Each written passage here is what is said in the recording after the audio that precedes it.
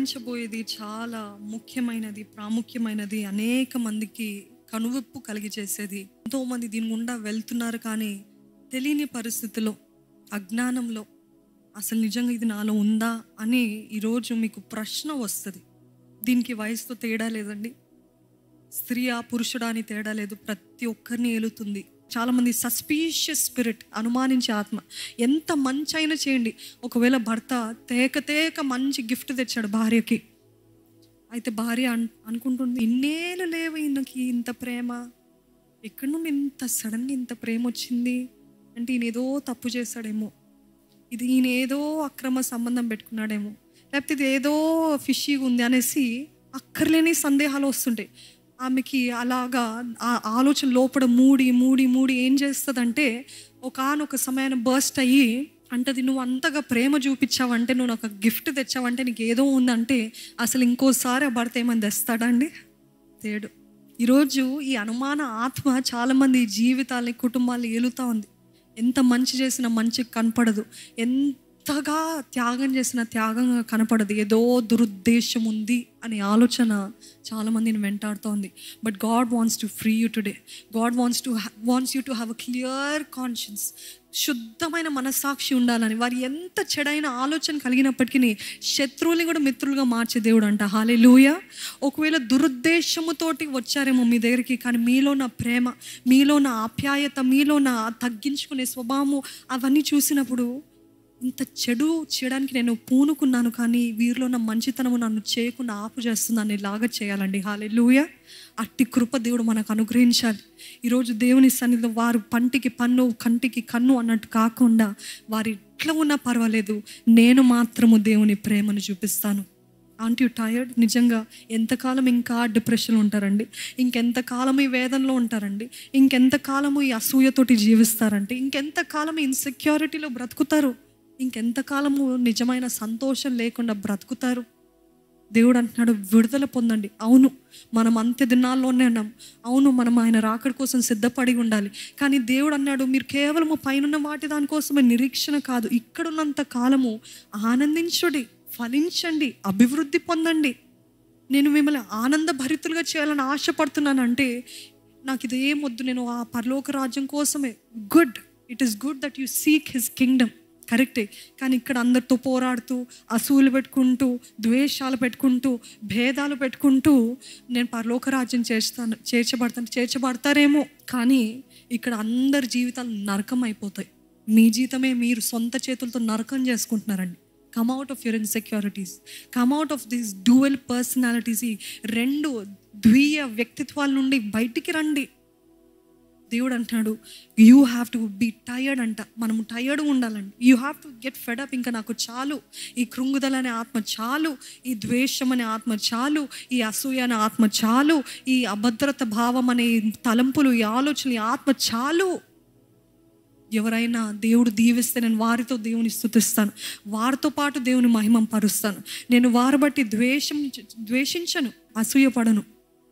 ఒకవేళ మీరు మీ స్నేహితురాలు, మీ ప్రాణ స్నేహితురాలు మీకంటే అంత భక్తిలో లేదు, కానీ ఇన్ని సంవత్సరాలు మీరు మీ పెళ్లి కోసం వెయిట్ చేస్తున్నారేమో, కానీ అకస్మాత్తుగా ఆ స్నేహితురాలకి చక్కటి సంబంధము, చక్కటి భర్త వచ్చింది అనుకోండి, పక్కనేమో అబ్బా నేను చాలా హ్యాపీగా ఉన్నాను నీకోసం అని ఉంటుంది. లోపడేమో ఇంత భయంకరమైన దానికి, అంత భక్తి కూడా లేని దానికి ఇంత మంచి భర్త దొరికాడేంటి అంటే దేవుడికి నేనంటే లెక్కలేదా? అంటే దేవుడికి నేనంటే ఇష్టం లేదా? ఇంతకాలం నుండి మొరపెడుతున్నా, కన్నీరు విడుస్తున్నా, దొర్లుతున్నా, సాష్టాంగ పడుతున్నా, నా జీవితం పట్టించుకోడే అని దేవుని పైన విరుద్ధమైన ఆలోచనలు కూడా చాలామందికి వస్తూ ఉంటాయండి. నిజంగా ఎవరైనా మీ పక్కనున్న వారు, మీ పొరుగు వారు దీవించబడుతున్నవారంటే దాన్ని బట్టి మీరు దేవుని స్తుతించండి. మీ సంతోషాన్ని బట్టి, మీ యథార్థమైన మనస్తత్వాన్ని బట్టి దేవుడు ఇంకా మిమ్మల్ని బహుగా దీవిస్తాడు. హల్లెలూయా, హల్లెలూయా. దేవుని రాజ్యాన్ని, నీతిని వెతికిన ఎడల సమస్తము అనుగ్రహిస్తాడండి. గమనించండి, ఒకవేళ మీకు వివాహాలు కాలేదేమో ఇప్పటికీ, కానీ ఒకవేళ ఈ అనాథ ఆత్మ మీరు ఇలాగనే వెంట పట్టుకొని ముందుకు వెళ్ళారనుకోండి, మీ వైవాహిక జీవితంలో అడుగు పెడుతుంది. మీ వైవాహిక జీవితంలో మాత్రమే కాక మీరు గర్భము ధరించుకున్నారనుకోండి, ఆ గర్భఫలము ఆ బిడ్డల్లో కూడా ప్రవేశపడుతుంది. ఎలాగ తెలుసా అండి? మీ కోపాలు, మీ ద్వేషాలు తెలియకుండా ఆ తత్వము బిడ్డలోకి వెళ్తుంది. ఎంతమంది చెప్పగలుగుతారు ఆ డిఎన్ఏలో వచ్చేస్తుందని? యు ఆల్ నో మన బిడ్డలు ఎవరిలాగా చేస్తారు? ఎక్కువ మనలానే చేస్తారు. వారు ప్రవర్తించే విధానం ఎక్కడిది? మనలానే. 50% అట్లీస్ట్, ఒకవేళ 50% వాళ్ళ వ్యక్తిత్వం అయినప్పటికీ 50% తల్లిదండ్రులదే.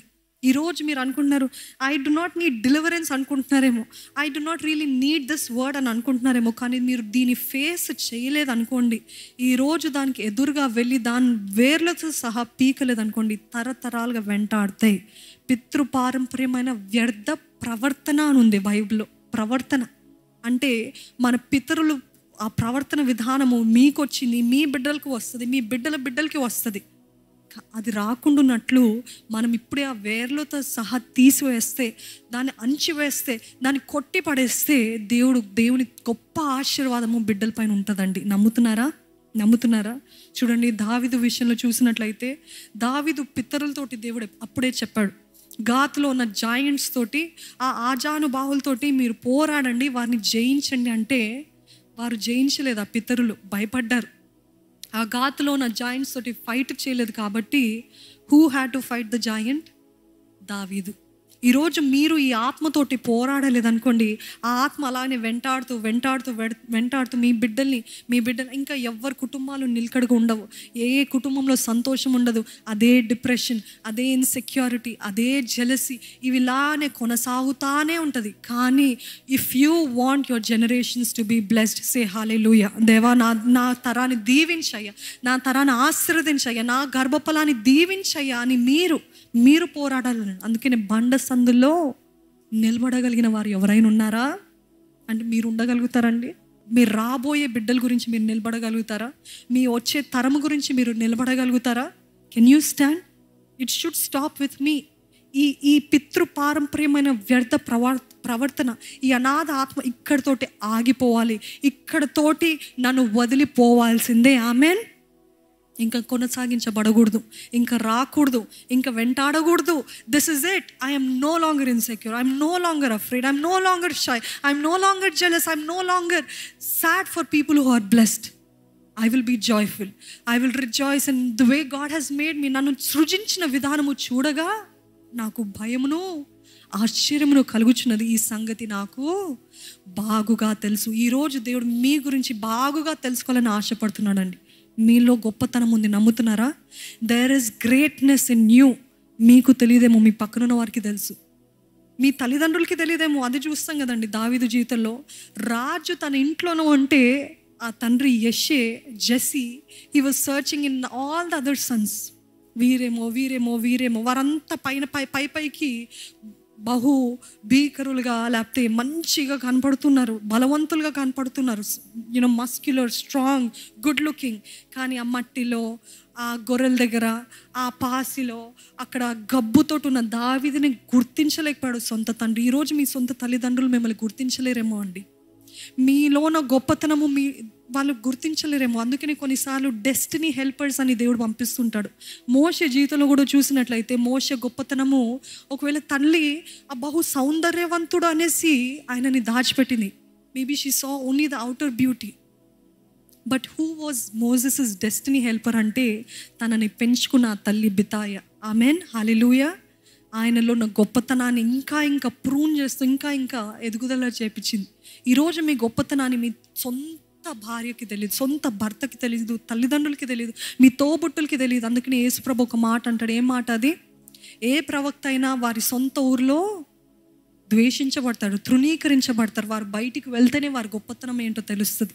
ఈరోజు మీ జీవితంలో కూడా మీరు అనుకుంటూ ఉంటారు, నాకు నిజంగా గొప్పతనం లేదేమో, నాకు నిజంగా తలాంతు లేదేమో. ఒకవేళ ఈ తలాంతున్న ఎవరు గుర్తించట్లేదే, I don't think that is really valuable. But God is saying what you have is really valuable to me. Amen. నీకు కలిగి ఉన్న ఆ తలాంతు, నీకు కలిగిన ఆ వరము, అది నేను ఇచ్చింది. అది నా మహిమ కోసం. వాడు ఎవరు గుర్తించినా గుర్తించకపోయినా, ఎవరు చూసినా చూడకపోయినా, ఎవరు మెచ్చుకోకపోయినా, నా నిమిత్తమై నువ్వు వాడు, నేను ఆశీర్వదిస్తాను. 5 తలాంతులు 10 తలాంతులు ఆ ఉపమానం అందరికీ తెలుసు. ఈరోజు దేవుడు అంటున్నాడు, నీకున్న తలాంతు, నీకున్న వరము, నీకున్నది ఆ పరిచర్య చేసే ఆ గుణం ఉంది, ఆ వరం ఉంది, లేకపోతే ఇచ్చే గుణం ఉంది. అది ఏదో మీకు బాగుగా తెలుసండి. కానీ మీరు దాన్ని పక్కన పెట్టేది అంత అవసరం లేదులే, ఇది అంత అవసరం లేదులే. What is this anyway? It's not that important. 2 కాసులు వేసిందండి ఆ వృద్ధురాలు. యేసుప్రభు అన్నాడు, అందరికంటే బహు విలువైనది ఎవరు వేస్తారంట? ఆ వృద్ధురాలు. ఈరోజు దేవుడు మీతో అదే చెప్తున్నాడు. మీరు అనుకున్నారు it is not important to God, but God is saying it is very important to me, but can you use it? God is saying there is greatness hidden in you. నీలో గొప్పతనము దాగి ఉంది, నీలో రాజు దాగి ఉన్నాడు. యెషయా కుటుంబంలో రాజు దాగి ఉన్నాడు అంటే ఎవరు గుర్తించలేకపోయాడు, కానీ దేవుడు బహిరంగంగా ఆయనను అభిషేకించాడు. హల్లెలూయా. ఎవరైతే కించపరిచారో, ఎవరైతే వీడు కుదరదు, వీడు చాతగాని, వీడు పనికిరా, అసలు కౌంట్లోకి కూడా తీసుకురాలేదండి. ఎంత బాధాకరం. ఈరోజు మీ తల్లిదండ్రుల పైన ఆడిపోసుకుంటున్నారు, కానీ దావీదు అనాలంటే ఎన్ని మాటలు అనాలి? నా తండ్రియే నన్ను గుర్తించలేదు, నా తండ్రియే నన్ను లెక్కలోకి కూడా తీసుకురాలేదు అని ఎప్పుడైనా కంప్లైంట్ చేయడం చూసారా?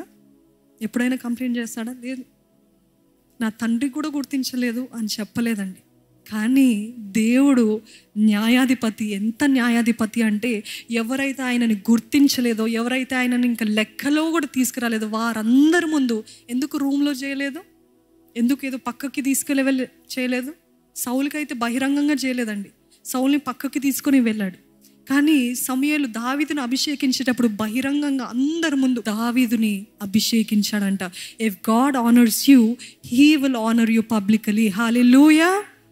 ఎవరైతే మిమ్మల్ని కించపరిచారో, ఎవరైతే మిమ్మల్ని లెక్క కూడా చేయలేరో, ఎవరైతే మీ గొప్పతనాన్ని అండగా త్రొక్కారో, అణిచివేస్తారో, వారి ముందే మీ తలని ఎత్తి ఏం చేస్తాడంటే వారు అనేలాగా చేస్తారు, నీలో ఎంత తలాంతుందా, నీలో ఎంత గొప్పతనం ఉందా అని ఆశ్చర్యపోయేలాగా చేస్తాడండి. హల్లెలూయా.